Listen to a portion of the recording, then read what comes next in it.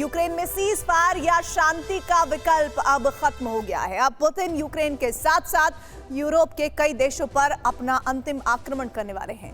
22 फरवरी और 17 नवंबर ये दो तारीखें आधे यूरोप के लिए तबाही की तारीखें बनने वाली हैं। इन दोनों तारीखों से पहले पुतिन ने ऐसा सर्वनाश मचाने की योजना बनाई है जिसके बाद भूगोल और यूरोप का नक्शा हमेशा हमेशा के लिए बदल सकता है। यूक्रेन युद्ध के 2 साल, धरती का एटमी अंतकाल।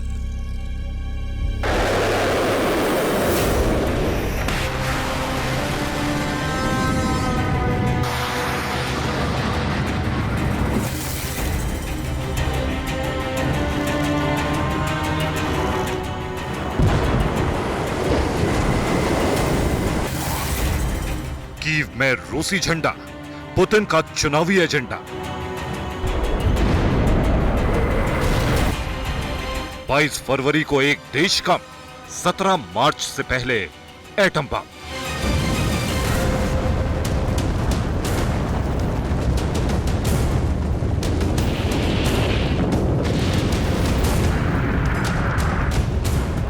सर्वनाश या सरेंडर, पुतिन ने खत्म किए विकल्प।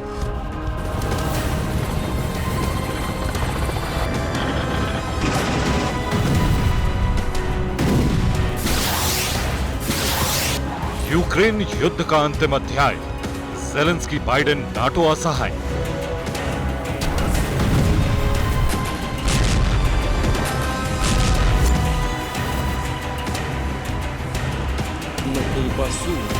नाटो पर आक्रमण, पुतिन का मिसाइल ट्रांसफर।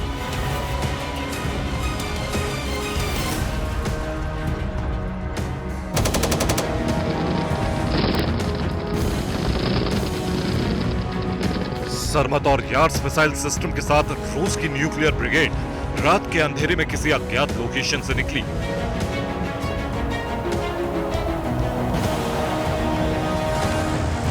और सुबह होते होते मिसाइल लॉन्च फॉर्मेशन के साथ मॉस्को के एकदम करीब पहुंच गई।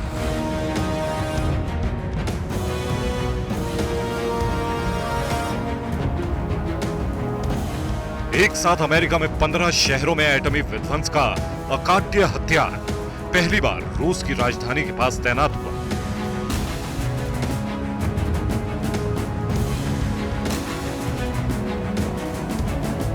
और सिर्फ तैनाती ही नहीं की गई, पहली बार सरमत और यार्स मिसाइलों को फायरिंग पोजीशन में सेट किया।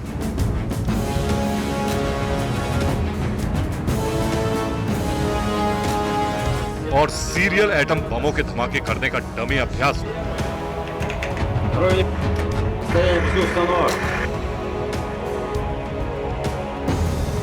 इस तस्वीर ने अमेरिका से लेकर ब्रिटेन, फ्रांस, जर्मनी और ज़ेलेंस्की के देश को बिना एटमी धमाके के ही दिखला दिया।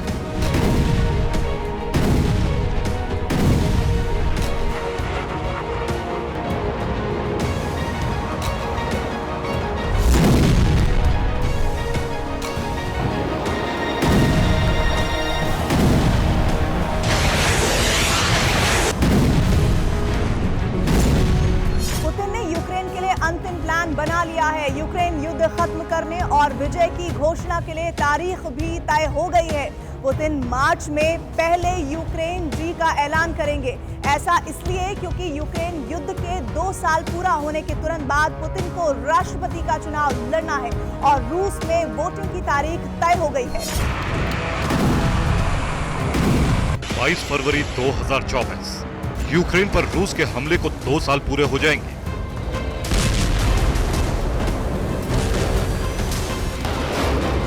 17 मार्च 2024, 24 साल से रूस में सत्ता पर काबिज पुतिन का यह कार्यकाल पूरा हो जाएगा। रूस में चुनाव होंगे।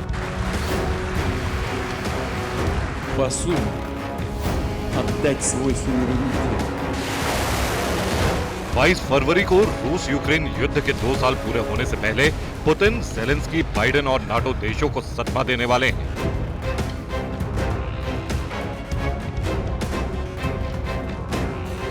पुतिन ने पूरे यूक्रेन को रूस में विलीन कर देने का मास्टर प्लान बहुत पहले तैयार कर लिया था। 22 फरवरी से पहले इसका ऐलान हो सकता है।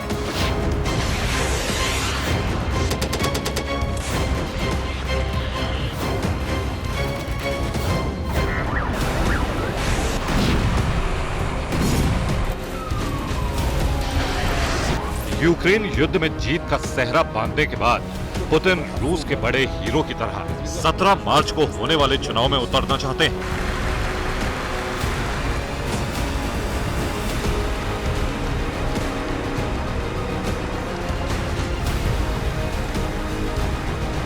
रूस के पूर्व राष्ट्रपति और पुतिन की यूनाइटेड पार्टी के प्रमुख दिमित्री मेदवेदेव ने पुतिन के नाम पर वोटिंग करवाई।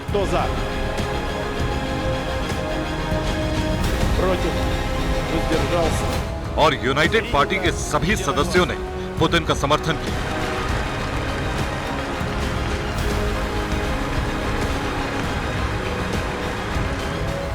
इसके बाद पुतिन ने बता दिया कि उनके दिल और दिमाग में क्या चल रहा है।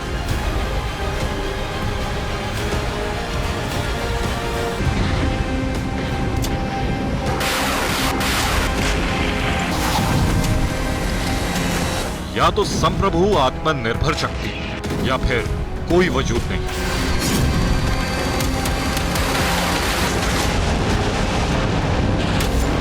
पुतिन बार बार यही कहते हैं।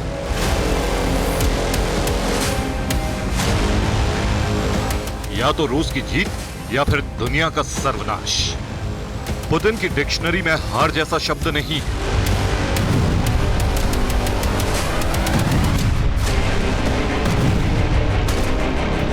चाहे युद्ध हो या चुनाव, पुतिन इस बार निर्दलीय चुनाव में उतर रहे हैं। जीतने से पहले वो युद्ध में जीत का तोहफा देंगे, लेकिन यूक्रेन का युद्ध और चुनाव जीतने के बाद पुतिन रुकेंगे नहीं।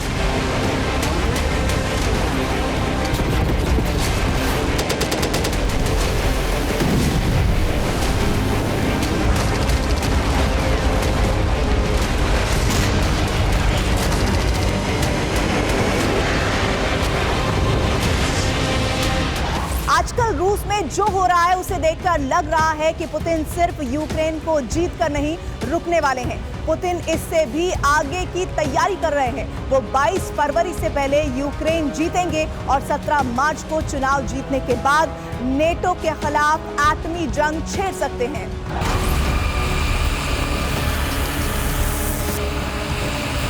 पुतिन के आदेश के बाद रूस के कोने कोने में न्यूक्लियर लॉन्चर की नई तैनाती करवाई है।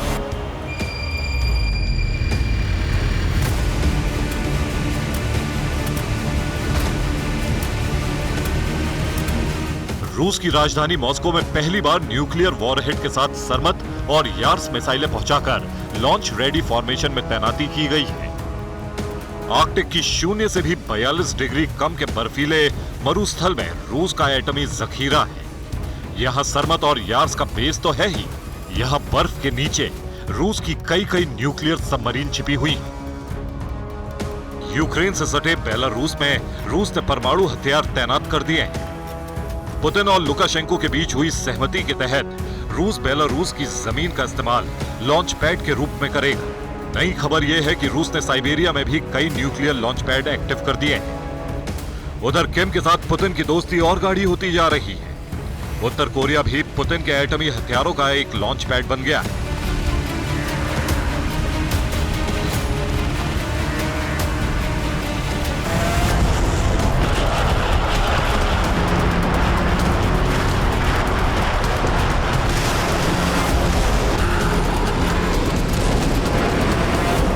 यानी पुतिन ने विशाल रूस की सरहद पर हर तरफ एटम बमों की तैनाती करवा दी।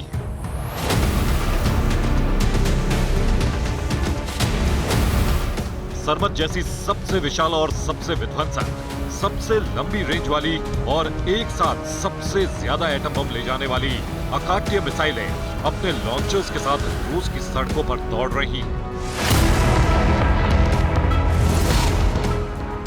रूस से आ रही ये तस्वीरें बता रही हैं कि पुतिन ने यूक्रेन विजय के बाद भी बड़ी प्लानिंग कर रखी है।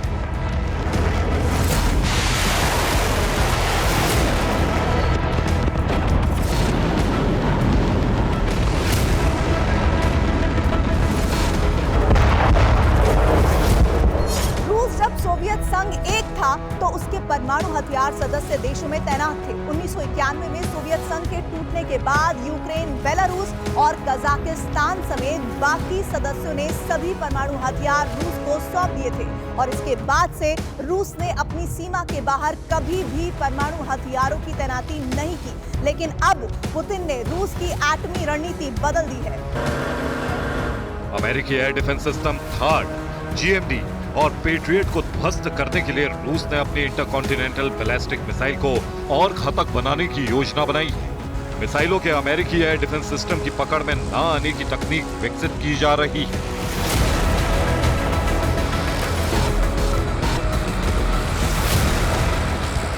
रूस ने अपनी एटमी शक्ति की तैनाती ऐसे वक्त में की जब कीव में उसे भारी नुकसान पहुंचाने का दावा किया।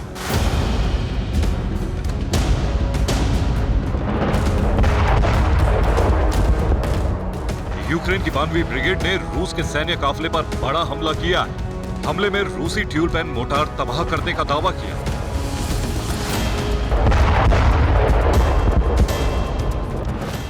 बर्फ से ढके रास्ते के बीच कुपियांस्क की तरफ निशाना साध रहे ये यूक्रेन की विशेष यूनिट ब्रिगेड के सैनिक हैं। यूक्रेन की सेना पूरी ताकत से युद्ध लड़ रही है।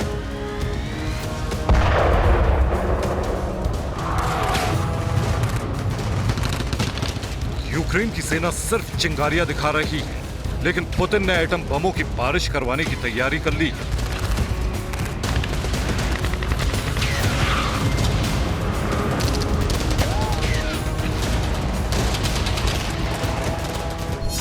पुतिन ने न्यूक्लियर वॉरहेड ले जाने वाली 1000 बैलिस्टिक मिसाइलें और न्यूक्लियर वॉर में काम आने वाली 100 से ज्यादा वॉर मशीनें इवानो टेस्ट साइट पर भेजी है।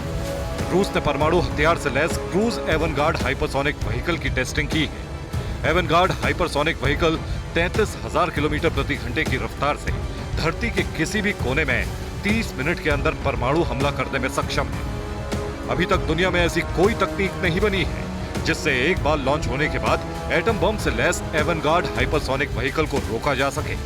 इसीलिए पुतिन एवनगार्ड को उल्का पिंड वाली परमाणु मिसाइल कहते हैं।